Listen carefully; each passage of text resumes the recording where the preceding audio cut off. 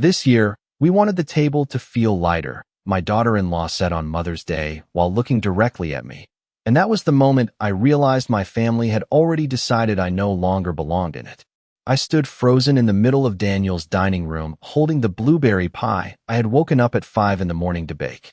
The smell of cinnamon and butter still clung to my sweater as every conversation around the table slowly faded into an uncomfortable silence. My son didn't look at me. He just kept adjusting the sleeve of his expensive gray sweater, like suddenly the fabric mattered more than his own mother standing there without a seat. Vanessa lifted her champagne glass with that polished smile she used whenever she wanted to sound thoughtful instead of cruel. We're focusing on healthier boundaries this year, she continued softly. The real gift is giving everyone space to grow. A few people gave awkward little laughs. My sister-in-law Denise stared down at her mashed potatoes. Someone cleared their throat near the fireplace. But nobody said a word for me. That hurt more than Vanessa's speech ever could. Then I saw it. My dining chair. White cushion, carved wooden back, the same chair I had sat in every Sunday for nearly 8 years. It was outside on the back patio beside a black trash bag and a stack of empty flower pots. Like someone had quietly removed me before I even arrived. I felt my face grow warm, but I smiled anyway because women my age learned long ago that dignity is sometimes the only thing people can't take unless you hand it to them yourself. Oh, I said gently, tightening my grip on the pie dish. I didn't realize seating had changed. Vanessa gave me a look filled with fake sympathy. We just thought it might be more comfortable if you sat near the kitchen this year. Less noise, less chaos, less family, she meant.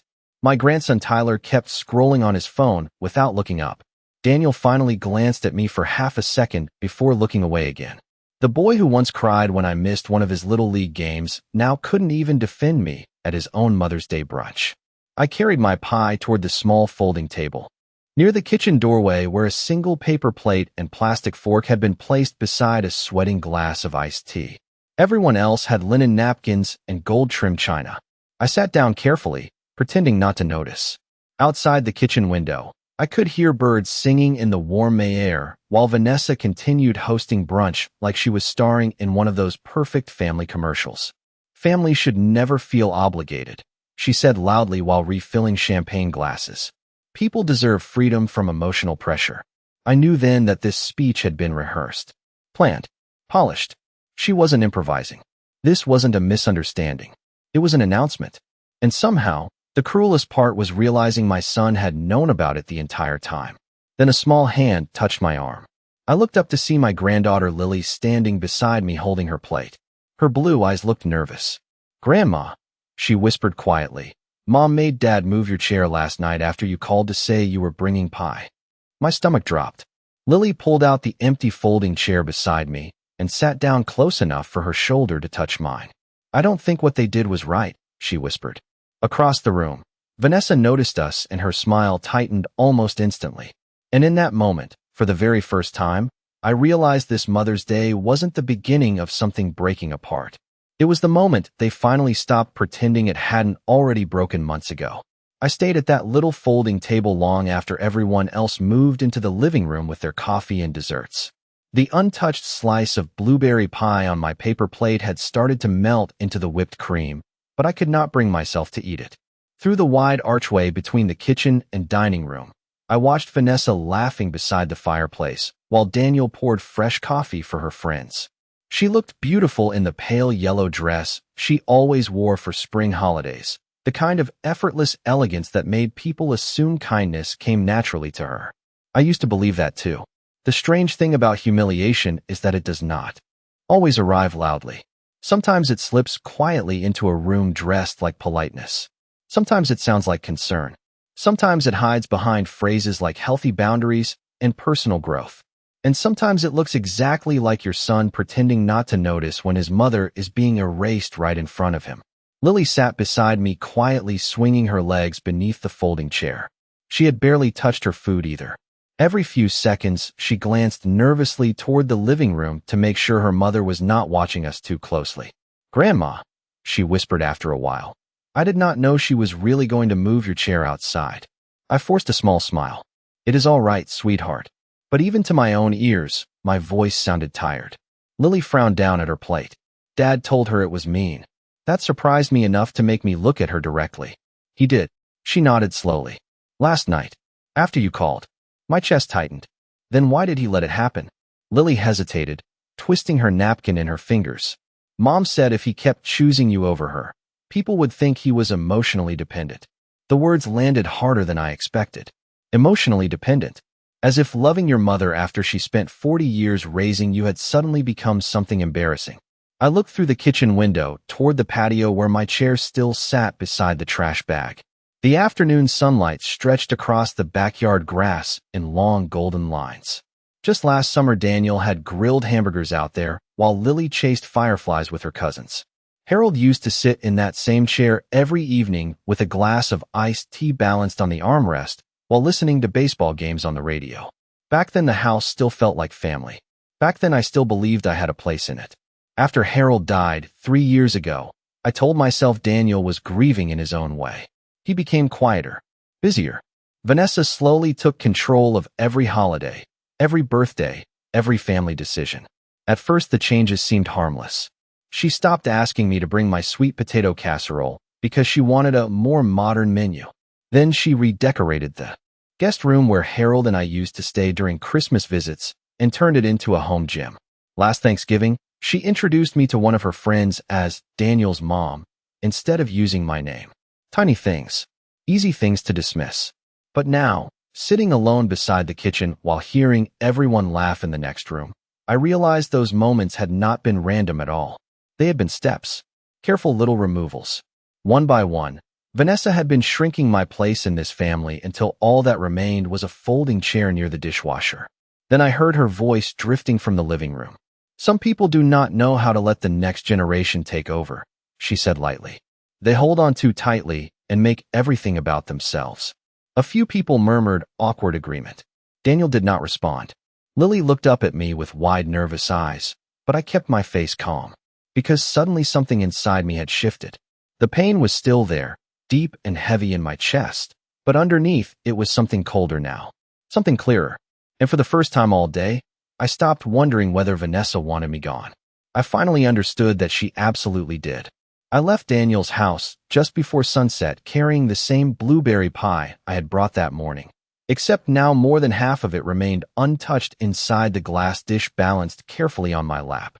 The drive home felt longer than usual. The radio played softly in the background, some old Frank Sinatra song Harold used to hum while fixing things around the house, but I barely heard it. My mind kept replaying the image of my chair sitting outside beside the trash bag. Not in storage. Not moved accidentally. Outside. Like someone had already decided where I belonged.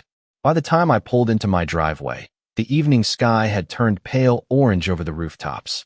My little white Cape Cod house looked exactly the same as it always had. The flower beds Harold planted 20 years ago still lined the walkway. The porch light still flickered for 3 seconds before turning fully on. Everything looked normal. That was the strange thing about betrayal. The world never changes shape around it. Only, you do. I carried the pie into the kitchen and set it gently on the counter beside the cooling rack. The silence inside the house wrapped around me immediately. Harold had been gone 3 years, but some nights I still expected to hear his footsteps coming down the hallway or the sound of his recliner creaking in the den. On difficult days, I often found myself speaking aloud to him without realizing it. Tonight was one of those nights. Well, Harold, I whispered softly while removing my cardigan. I think Vanessa finally got what she wanted. The words sounded heavier once spoken aloud.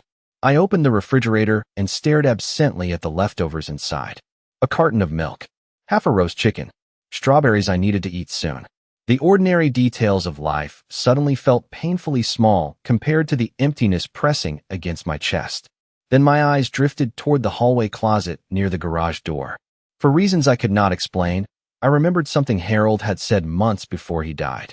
We had been sitting on the back porch watching a thunderstorm roll across the neighborhood while Lily chased lightning bugs in the yard.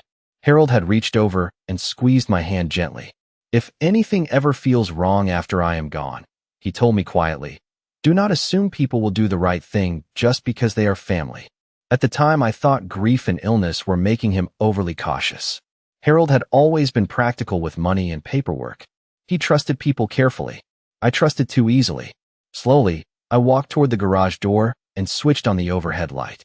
The garage smelled faintly of sawdust and old motor oil, exactly the way it always had when Harold was alive. His tools still hung neatly along the pegboard wall in perfect rows because I could never bring myself to move them. Near the back corner sat his old cedar workbench covered with dusty jars of screws, folded drop cloths, and unopened paint cans. I stood there quietly for a long moment before kneeling beside the bottom cabinet. Something deep inside me told me to look.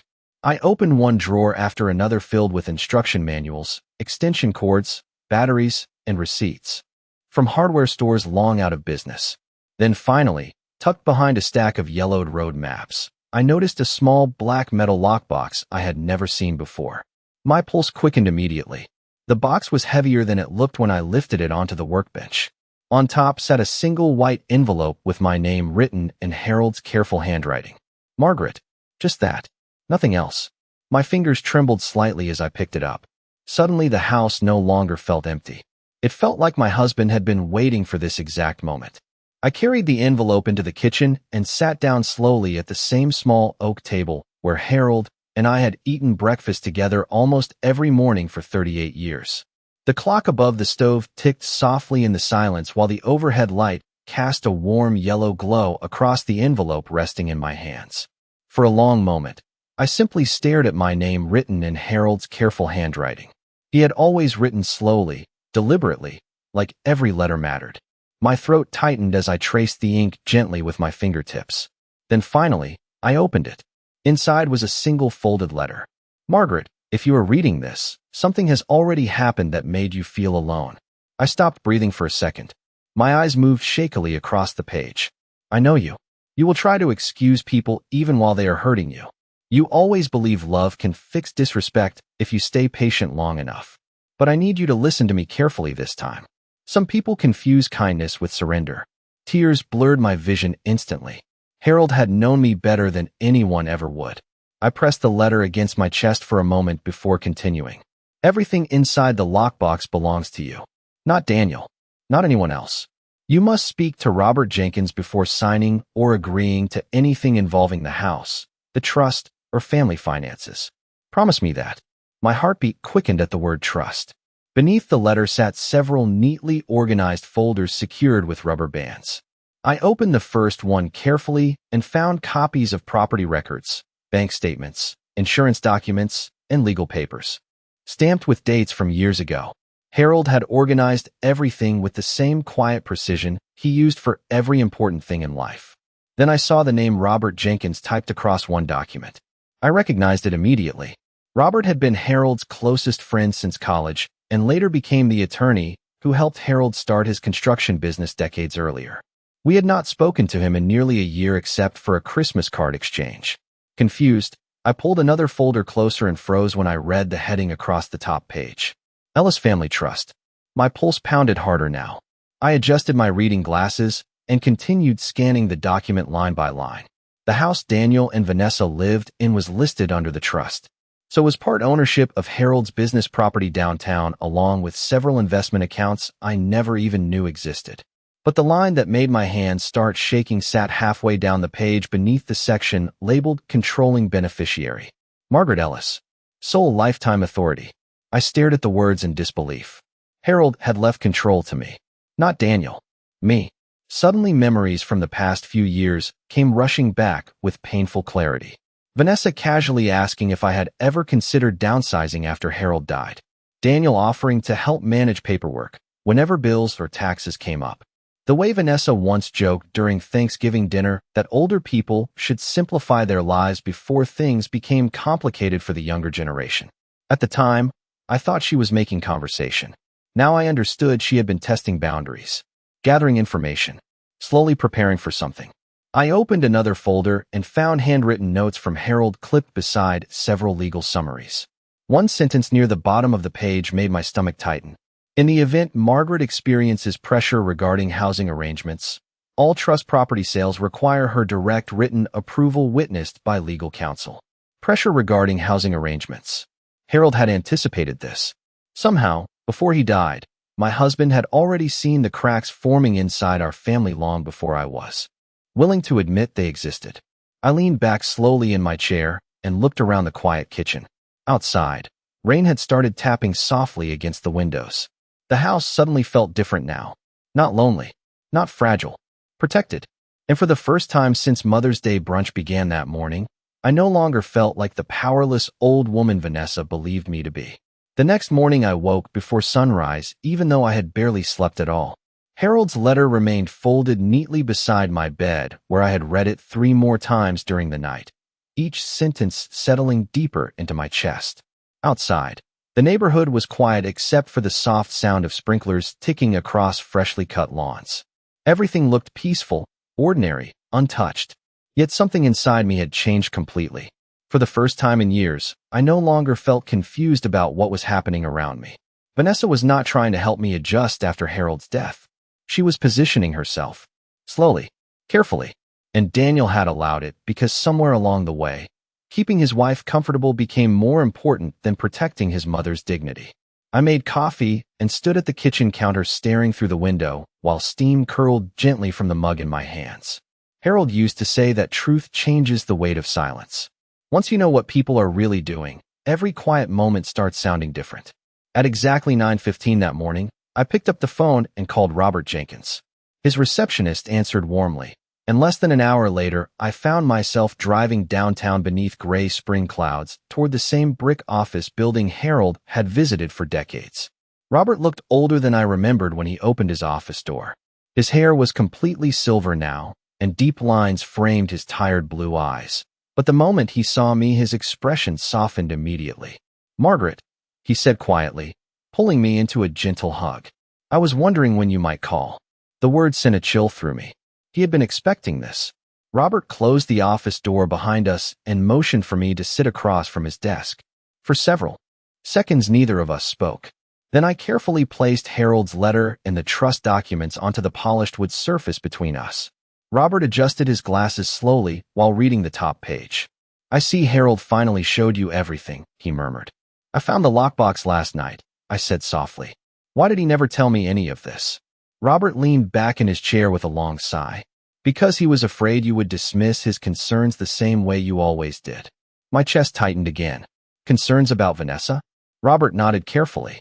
"And about Daniel becoming too financially dependent on her judgment." I stared at him in disbelief. Robert folded his hands together before continuing. "Harold noticed changes during the last 2 years of his life. Small things at first. Vanessa asking unusual questions about property ownership. Daniel pushing conversations about simplifying your living situation after Harold passed away. There were also several discussions about selling the Maplewood property much sooner than Harold was comfortable with. The Maplewood property, Daniel's house. Suddenly memories started clicking together inside my head with terrifying clarity. Vanessa insisting the house felt too large for their current needs. Daniel casually mentioning rising property taxes during family dinners. Even the way Vanessa once laughed while saying, "Eventually everything has to pass to the next generation anyway." I had ignored every warning sign because I wanted peace more than honesty. Robert slid another folder toward me. "Margaret, there is something important you need to understand. Legally, Daniel and Vanessa do not own that house." My pulse jumped instantly. "What do you mean?" "The property belongs entirely to the trust until your passing. Harold structured it that way specifically to protect you. Any sale, refinance, equity loan, or ownership transfer requires your direct authorization." For several seconds I could not speak at all. Robert's voice softened. "Harold loved your son deeply. But near the end, he worried Daniel had become too willing to let Vanessa make decisions that benefited herself first." Outside Robert's office window, rain streaked softly across the glass while traffic moved slowly below. I looked down at my trembling hands resting in my lap and realized something almost unbelievable. Vanessa had spent years treating me like a temporary guest in a family she thought she already controlled. But legally, financially, and morally, she had misunderstood everything. When I left Robert's office that afternoon, the rain had finally stopped, but the streets still shimmered beneath the gray sky like the entire city had been washed clean overnight. I sat inside my car for several minutes without turning the engine on, staring through the windshield while Harold's words echoed over and over inside my mind. Some people confuse kindness with surrender. For years I had mistaken silence for peace. I thought if I stayed patient enough, generous enough, useful enough, my place inside the family would remain secure. But Vanessa had never viewed kindness as love. To her, kindness was weakness, something to reorganize, something to push aside slowly until it no longer occupied space. And somehow, without realizing it, Daniel had allowed himself to become part of that process. The thought hurt more than anything else. My son had not become cruel. That would have been easier to understand. Instead, he had become passive, weak in the quietest possible way. The kind of weakness that lets harmful things happen while pretending neutrality makes you innocent. I drove home slowly beneath dripping oak trees and quiet suburban traffic. Every familiar street suddenly looked different to me now. Not because the neighborhood had changed, but because I finally understood what had been happening underneath the surface for years. Vanessa was not improvising. She had been building toward control step by step. The Mother's Day brunch was simply the first time she stopped hiding it behind polite smiles. When I arrived home, I found Lily sitting on my front porch swing with her backpack beside her feet. The moment she saw my car pull into the driveway, she stood up nervously. "Grandma," she asked softly as I stepped out of the car. "What are you doing here, sweetheart?" Her expression tightened immediately. "Mom and Dad, we're fighting after you left." I felt my stomach sink. Lily lowered her eyes toward the porch steps.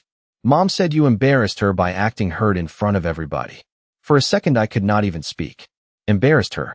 I thought about the folding table near the kitchen, my chair outside beside the trash bags, Vanessa delivering her speech about healthy boundaries while everyone avoided eye contact. Yet somehow my quiet dignity had embarrassed her. Lily swallowed hard. Dad told her maybe they went too far. I leaned against the porch railing, exhausted suddenly in a way sleep could never fix. "And what did your mother say?" Lily hesitated before answering. "She said if he keeps feeling guilty, he will never move forward with the house situation." My pulse slowed instantly. House situation. There it was again. The real subject hiding underneath every conversation. Not boundaries. Not emotional health. The house. The trust. Control. Lily looked up nervously. "Grandma, what does she mean?" I forced a gentle smile even though my mind was racing now. "It is adult business, sweetheart." But inside, something cold and sharp had settled firmly into place. Vanessa believed I was fragile because I cried quietly instead of loudly. She believed age made me easier to move aside, easier to pressure, easier to shame into surrendering things peacefully. But she did not know what I knew now. She did not know Harold had protected me long before any of this began. That evening, after Lily called her father to pick her up, I stood alone inside the kitchen watching Daniel's truck pull into the driveway outside.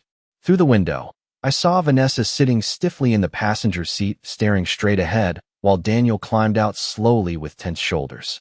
For the first time in years, I no longer felt nervous about facing them, because suddenly the balance inside this family had shifted, even if they did not realize it yet. Daniel stood awkwardly near the front porch holding Lily's backpack, while Vanessa remained seated inside the truck with her arms folded tightly across her chest. Even through the windshield, I could see the tension in her expression. She did not look angry. Exactly. She looked irritated, like someone inconvenienced by emotions she believed other people should keep private. Lily hugged me quickly before climbing into the back seat, without saying much. The moment the truck doors closed, silence settled across the driveway again. Daniel rubbed the back of his neck, the same nervous habit he had since high school, whenever he wanted to avoid conflict. "Mom," he said quietly, "can we talk for a minute?" I nodded once and stepped aside so he could follow me inside. Vanessa stayed in the truck. That alone told me she wanted this conversation handled carefully, controlled. Daniel sat at the kitchen table while I poured coffee into 2 mugs out of old habit. He looked exhausted, older somehow than he had just a week earlier. "I did not know Vanessa moved your chair outside," he said finally, staring down at his hands. I remained calm. "But you knew I did not have a seat at the table." He swallowed hard, but said nothing. The silence answered for him. I placed his coffee gently in front of him before taking my own seat across the table. For a moment, neither of us spoke. Then Daniel sighed heavily. "Vanessa feels like things have been emotionally complicated since Dad passed away." I almost smiled at how carefully he chose his words. Emotionally complicated. People always soften ugly truths when they do not want to examine them too closely. Complicated for who? I asked quietly. Daniel looked up briefly before looking away again. She thinks everybody relies on guilt too much. There it was again. Vanessa's language. Her carefully rehearsed therapy phrases designed to make cruelty sound healthy. I wrapped both hands around my coffee mug. And do you agree with her? Daniel hesitated long enough to hurt me more than any answer possibly could. I think everybody just needs space to move forward. Move forward. Another phrase that sounded harmless until you realized it really meant leaving someone behind. Outside the kitchen window, I noticed Vanessa finally stepping out of the truck. She adjusted her sunglasses and glanced toward the house with visible impatience before slowly walking up the driveway. Daniel lowered his voice slightly. Mom, there is actually something we wanted to discuss with you. Of course there was. I felt strangely calm now, almost detached. What is it? Daniel cleared his throat nervously. Vanessa and I have been talking about long-term plans. For everybody. I said nothing. He continued carefully. This house is probably too much for you alone now. The stairs, the maintenance, the property taxes. Every sentence sounded polished, practiced ahead of time. There are some really beautiful retirement communities nearby, he added quickly. Places with activities and social groups and medical support if you ever need it. Right on cue. Vanessa entered through the kitchen doorway carrying the confident smile she always wore when she believed she was being reasonable. Margaret, she said warmly, setting her purse on the counter. We are only thinking about your comfort. Comfort. Another gentle word hiding sharp intentions underneath. Vanessa slid into the chair beside Daniel and folded her hands neatly together. You deserve peace, she continued softly, not the burden of maintaining a large home all by yourself. I looked at both of them quietly for several seconds. Daniel could not meet my eyes at all now. Vanessa watched me carefully, measuring my reaction, waiting for emotion, waiting for weakness. But instead of anger, I felt something else entirely. Certainty. Because suddenly I could see the entire shape of what they had been building toward all along. The Mother's Day humiliation had not been random cruelty. It was preparation. They wanted me smaller before asking for something bigger. Easier to pressure. Easier to move. Easier to convince that surrendering my home would somehow be good for me. Vanessa leaned forward slightly with gentle concern painted across her face. We just want what is best for the family. This time, I finally understood exactly which family she meant. For a few seconds after Vanessa finished speaking, the kitchen remained completely silent except for the faint hum of the refrigerator and the ticking clock above the stove. I looked at my son sitting beside his wife and suddenly realized something painful. Daniel was waiting for me to make this easy. He wanted me to nod quietly, maybe even thank them for their concern, so he would not have to confront what this conversation really was. Not care. Not love. A removal. Vanessa crossed one leg over the other gracefully and offered me a patient smile. There is a lovely place about 15 minutes from here, she said softly. Private gardens, fitness classes, community dinners. It would actually give you more independence. Independence. The irony nearly made me laugh. She wanted me out of my own home while calling it freedom. Daniel finally spoke again. Nobody is saying you need to decide immediately. But his voice lacked conviction. Somewhere deep down, he already knew this conversation had crossed a line. I folded my hands calmly on the table and met Vanessa's eyes for the first time since she arrived. You seem to have researched this thoroughly. Her smile flickered slightly before returning. We only want to plan responsibly. I nodded slowly as though considering her words carefully. That makes sense. Both of them visibly relaxed. Vanessa especially. I could almost see her believing the hardest part was over. She leaned forward slightly with renewed confidence. The market is very strong right now, she continued casually. If you sold this house, you could probably live somewhere beautiful without worrying about maintenance costs ever again. There it was, finally spoken aloud. Sell the house. Daniel shifted uncomfortably beside her, but did not interrupt. Outside, evening sunlight stretched across the backyard while shadows filled the kitchen with soft gold and gray light. I remembered Harold standing in this exact room years ago teaching Daniel how to fix a leaking faucet while flour from my homemade biscuits covered the counter. Back then this kitchen felt like the center of something warm and permanent. Now it felt like a negotiation table. Vanessa tilted her head sympathetically. You should not have to carry all this responsibility alone anymore. I looked at her quietly. Responsibility for what? She blinked once. The property. The upkeep. Everything. I almost felt sorry for her then. She truly believed this house was already halfway hers. She had spent years imagining a future built on assumptions Harold had quietly dismantled long before his death. Daniel rubbed his palms against his jeans nervously. Mom, maybe we should all meet with a financial advisor together at some point. Financial advisor. Another carefully chosen phrase. They were still trying to approach this gently because they believed time and pressure would eventually wear me down. I reached for my coffee cup slowly before answering. Actually, I said calmly, I met with someone yesterday. Both of them looked up immediately. Vanessa's expression sharpened almost invisibly. Oh, she asked lightly. Who? I took a small sip of coffee before setting the cup back down. Robert Jenkins. The effect was instant. Daniel froze. Vanessa's smile disappeared for half a second before she recovered it. Too quickly. Too carefully. Harold's attorney? Daniel asked quietly. Yes. I watched the color shift slightly in Vanessa's face now. Just enough to notice if you were paying attention. Why would you meet with Robert? She asked. Her tone remained pleasant, but the warmth underneath it had vanished completely. I held her gaze steadily. Because Harold asked me to. Silence settled across the kitchen again, heavier this time. Daniel looked confused now. Nervous. Vanessa sat perfectly still beside him, every polished inch of her suddenly alert. And in that moment, I finally saw the first crack in her confidence. Not fear exactly, but uncertainty. Because for the very first time since Harold died, she realized there might be parts of this family she did not control after all. Vanessa recovered quickly after I mentioned Robert Jenkins, but not quickly enough to hide the flicker of concern that crossed her face. People like Vanessa depended on certainty. They moved through life confidently because they believed they already understood every angle in the room. Uncertainty unsettled them in ways they rarely admitted out loud. She adjusted the bracelet on her wrist and smiled again, though this time the warmth in her expression felt thinner somehow. Well, she said lightly, I am sure Harold simply wanted everything organized properly. I nodded calmly. Yes, he did.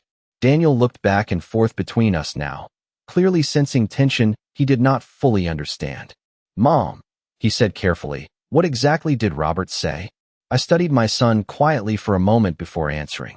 The exhaustion in his face suddenly looked older than his 41 years. He loved peace the way some people love comfort. Desperately, even when peace required pretending not to see obvious things. He explained your father's wishes very clearly, I replied. Vanessa's fingers tightened slightly around the strap of her purse. Tiny details become very noticeable once you stop doubting yourself. And what were those wishes? She asked softly. Her voice remained pleasant, but now every word sounded measured. Controlled. I leaned back in my chair and folded my hands together. Harold wanted me protected. Silence settled heavily across the kitchen. Outside, the last light of evening faded slowly behind the trees while the refrigerator hummed softly beside us. Daniel frowned slightly. Protected from what? The question hung in the air longer than any of us expected. I could have answered honestly. I could have said from pressure, manipulation, and people trying to convince an old woman to surrender pieces of her life for their convenience. But instead, I simply looked at my son and said quietly, from being pushed aside. Daniel's expression changed immediately. Guilt moved across his face so openly that for a moment, he looked like the little boy who used to cry whenever he disappointed me. Vanessa noticed it too. She reached over and placed her hand gently on his arm. Nobody is pushing anyone aside, she said smoothly. We are trying to build healthy lives for everybody. Healthy lives. I almost admired how skillfully she wrapped selfishness inside therapeutic language. Of course, I replied softly. That must be why my chair ended up beside the trash bags. Daniel closed his eyes briefly. Vanessa's jaw tightened almost invisibly now. Margaret, she said carefully, I think we are focusing too much on one misunderstanding. Misunderstanding. Another polished word. No, I answered calmly. I think we are finally talking honestly. For the first time since entering my house, Vanessa stopped pretending to smile altogether. The room felt colder immediately without her performance covering it. Daniel shifted uncomfortably beside her. Mom, nobody wants to fight. I looked directly at him. Then why did nobody defend me? That question seemed to land harder than anything else I had said all evening. Daniel stared down at the table in silence, while Vanessa's expression hardened slightly beside him. Not angry, defensive, cornered. And suddenly I understood something important. Vanessa expected emotional reactions she could dismiss as oversensitive or dramatic. She knew how to manage tears. She knew how to manipulate guilt. But calm certainty unsettled her because it could not be controlled as easily. I stood slowly from the kitchen table and carried my untouched coffee mug toward the sink. "I appreciate your concern about my future," I said quietly while rinsing the cup beneath warm water. "But your father made very specific arrangements before he passed away." Behind me, the silence sharpened instantly. "What kind of arrangements?" Vanessa asked. There it was. The real question finally spoken plainly. I dried my hands carefully on a dish towel before turning back toward them. Daniel looked confused now, genuinely confused, while Vanessa watched me with careful attention. "The kind that ensure nobody makes decisions about my home except me," I answered softly. And for the first time since Mother's Day brunch began, Vanessa Ellis looked uncertain about whether she was still sitting at the head of the table.